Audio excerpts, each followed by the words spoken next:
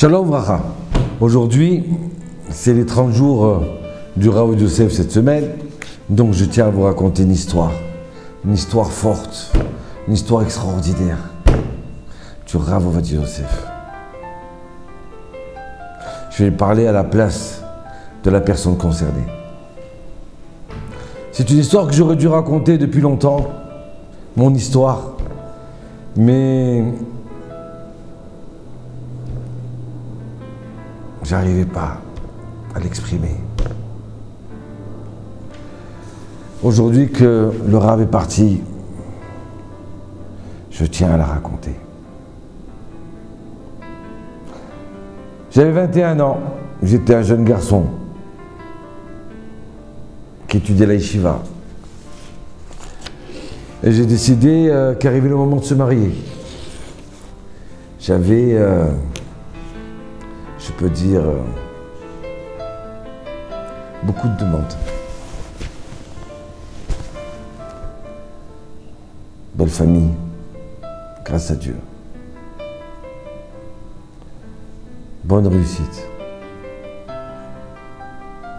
Et voilà que je rencontre une, deux, trois, et voilà la quatrième. C'est elle. Des qualités humaines extraordinaires. Une gentillesse, on s'entend. C'est elle. Donc on fait la demande, et puis après on fait les fiançailles. Et voilà qu'après les fiançailles, elle vient chez nous à la maison, et elle se sent pas bien. On se dit peut-être c'est l'émotion. Elle a mal à la tête. Elle demande à dormir. Une fois, deux fois, trois fois, on ne comprend pas. Qu'est-ce qui se passe? 3 semaines après les fiançailles, elle vient me voir. Elle me dit, écoute, j'ai fait des analyses. J'ai fait des examens. Ils m'ont trouvé une tumeur dans le cerveau. Donc, je préfère te le dire maintenant. Et je comprends très bien. Si tu annules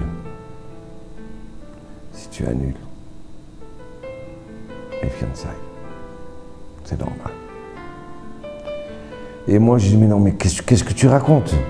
Attends, mais on parle pas d'annuler maintenant, mais comment ça va toi? Et combien de temps ça va prendre? Dis-moi, je m'inquiète pour toi. Qu'est-ce qu'ils vont faire? Non, mais je sais pas. Ils ont parlé d'opération, grave opération. Je sais pas. Je te conseille de parler avec tes parents. Ils vont bien te conseiller. Et au revoir. Elle est partie. Je rentre chez moi. Mon monde s'est écroulé. Je ne savais plus quoi faire. Mes parents, ils m'ont vu inquiet comme ça. Je suis rentré dans ma chambre. J'ai pleuré. J'ai pleuré de toutes mes forces. J'ai pleuré pour elle.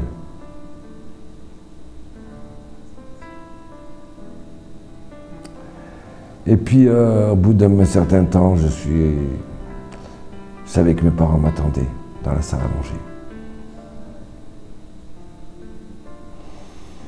Et voilà qu'il tape à la porte et demande, est-ce que je peux rentrer? Oui, rentrez. Ça va, mon fils? Qu'est-ce qu'il y a? Au bout d'un certain temps, j'ai pas répondu et puis je dis, voilà, elle a une tumeur au cerveau. Elle est malade. Ils sont mis à pleurer et m'ont serré très fort. Et ils sont sortis pour me laisser tranquille. On est avec toi, mon fils. Repose-toi. Je me suis endormi, je me suis réveillé. Au bout d'1 heure de temps, je suis parti les voir à la salle à manger. Et le lendemain, ma maman me dit, mais tu sais, je l'ai senti pâle depuis longtemps, hein. Déjà même avant les fiançailles. Je dis, mais qu'est-ce que tu dis, maman? Mais non, mais je pense que peut-être qu'elle devait savoir. Mais quoi, savoir? Quoi, vous voulez dire qu'elle savait, qu'elle s'est fiancée avec moi? Qu'elle m'a induit en erreur? Non, j'ai pas le droit de croire des choses comme ça. Non, c'est pas vrai. Non, non. Et mon père me dit, mon fils, tu n'es pas obligé de rentrer là-dedans. Quoi? Mais si ça devait m'arriver, laissez-moi tranquille. Si je dois me marier avec elle, je me marierai avec elle. Je ne peux pas penser à des choses comme ça. Et je vais la voir, ma fiancée. J'essaie de la soutenir. Et je l'appelle de la yeshiva tous les jours. Et voilà qu'un soir j'appelle et je demande après elle. Et sa mère me dit, mais je comprends, mais qu'est-ce que tu veux? Tu crois que je veux lui parler? Mais ça y est, vous avez annulé. Vous avez annulé le mariage. Qui a annulé? J'ai jamais annulé, moi. Oui, eh ben, c'est celle qui a fait le shidour, la rencontre, qui a organisé, qui a dit qu'elle s'excuse, mais qu'on ne pouvait plus continuer. Et personne n'a le droit de parler en mon nom. Écoutez bien. Il n'y a que elle et moi qui pouvons décider d'annuler. Personne d'autre. Donnez-moi là. Il lui parle, il dit, écoute-moi, ma chère fiancée. Si jusqu'à maintenant, j'étais tout retourné, mais je tiens à toi et je sais que je ne vais pas te laisser comme ça. Maintenant, je peux te dire que je vais me marier avec toi. J'ai pris la décision maintenant. Et personne ne fera changer ta vie. Et je rentre à la maison et je parle à mes parents. J'écoutais bien mes parents. Je vous aime et je vous adore. Je sais que vous fassiez ça pour moi. Mais c'est moi qui dois décider. Et j'ai décidé aujourd'hui de me marier avec elle. Même s'il faut que je me marie seul avec elle.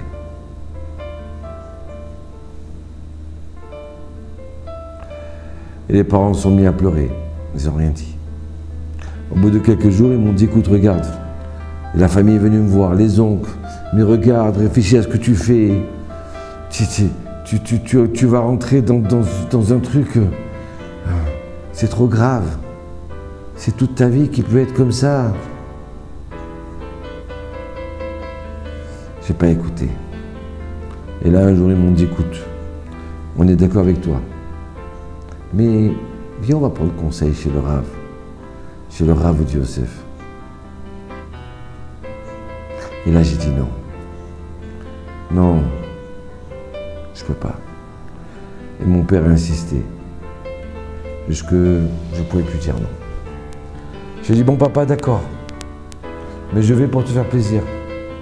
Je ne veux pas qu'il croie que le Rav, s'il essaie de m'influencer, que je suis effronté devant lui. Non. C'est pas que je ne veux pas accepter sa décision. C'est tout simplement, je dois respecter ma fiancée. Donc je ne viens pas prendre conseil envers le Rav.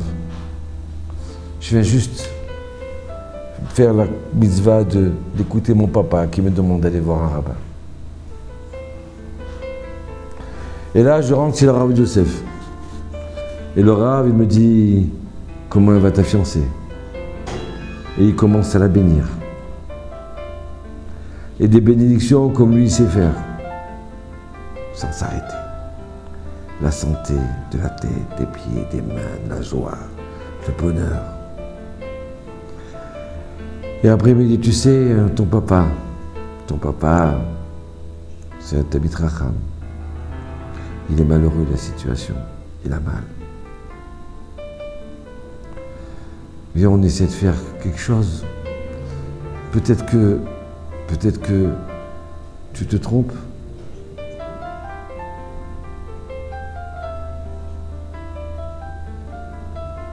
Est-ce qu'ils ne t'ont pas trompé, eux? Et là, je dis au Rav, je ne peux pas te dire, je ne sais pas.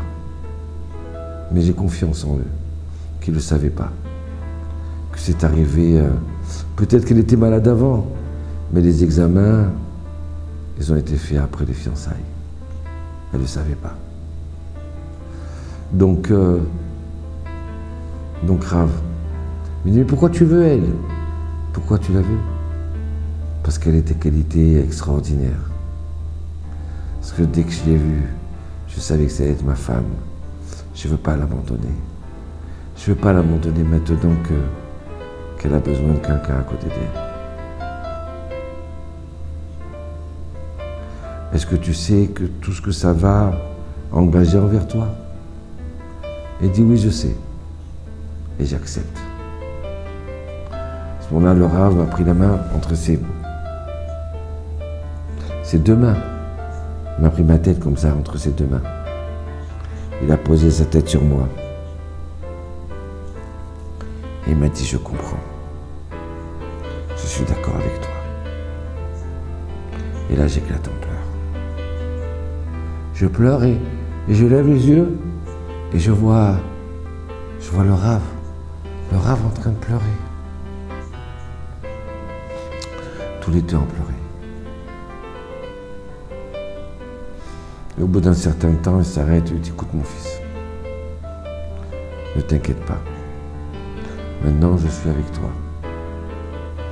Je savais depuis le début.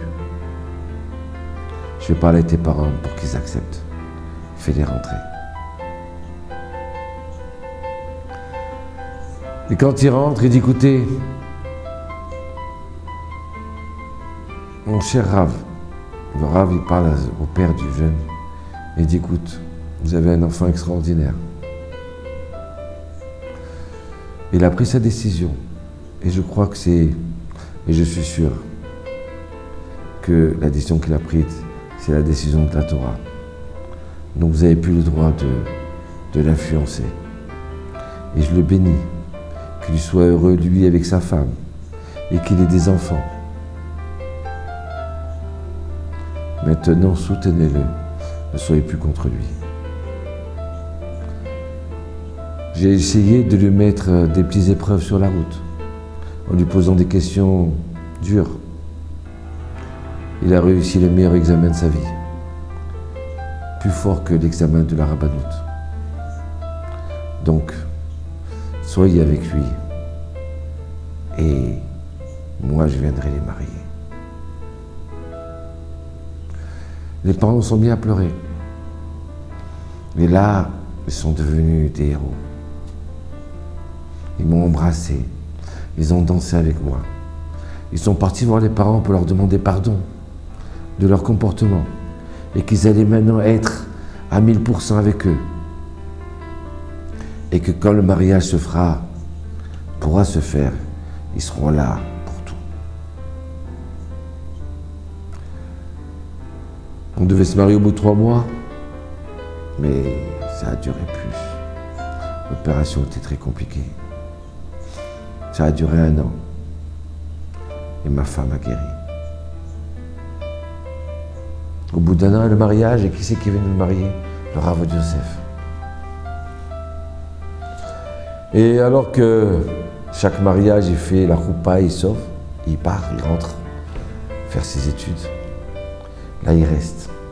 Et après la choupa, il nous a pris, il nous a bénis. Il me dit, il a dit à Kala, ma chère Kala, tu es un mari extraordinaire qui t'a voulu et qui te veut construire une belle maison en Israël.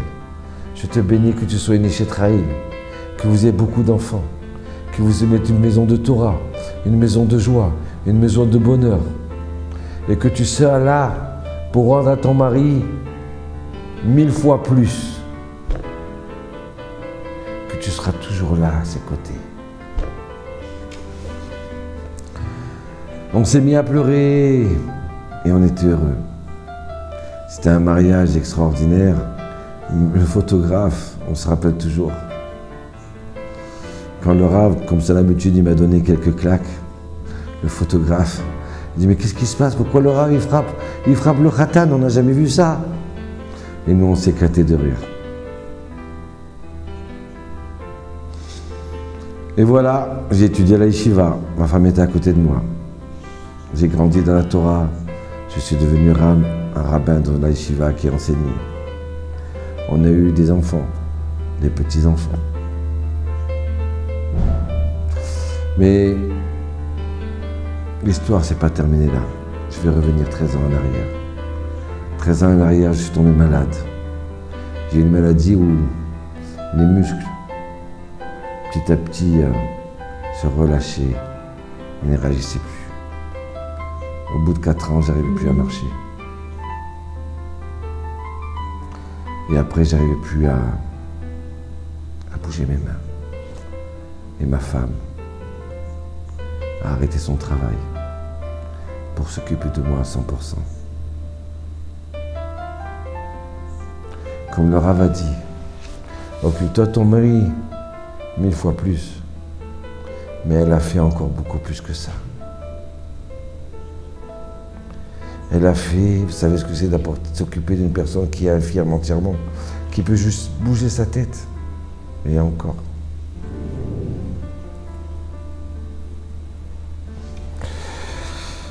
Aïe, aïe, aïe. Que Dieu bénisse ma femme. Qu'elle soit là avec moi. Et à chaque joie qu'on avait, le Rav insistait pour venir. Alors que même chez ses enfants, il est supplié de ne pas venir. Et ses enfants disaient, mais papa, s'il a parlé de ton petit-fils, comment tu vas pas venir? Et moi, à chaque fête, il était là. Et à chaque fête, il s'asseyait. Et il prenait ma femme de côté. Et il lui la bénissait. Et chez Traïm, qu'Hachem te donne des forces. Et que grâce à ton mari et toi, vous avez monté une famille extraordinaire. Et qu'Hachem te donne la joie et les forces pour t'occuper de ce tzaddik-là qui est malade.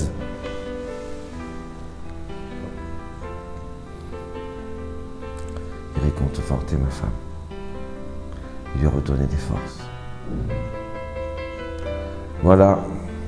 C'est pour ça que quand le Rav Ovadia est décédé, j'ai demandé à venir sur chaise roulante, à accompagner le corps devant 7 millions de personnes, 1 million. Même si je pouvais être écrasé, je m'en fichais. Je voulais remercier mon Rav. Et aujourd'hui, il est mort. Aujourd'hui, je suis orphelin. Orphelin d'avoir perdu mon grand-papa, qui grâce à lui, je me suis marié. En pensant aider une femme qui est, en fin de compte, c'est elle qui m'aide.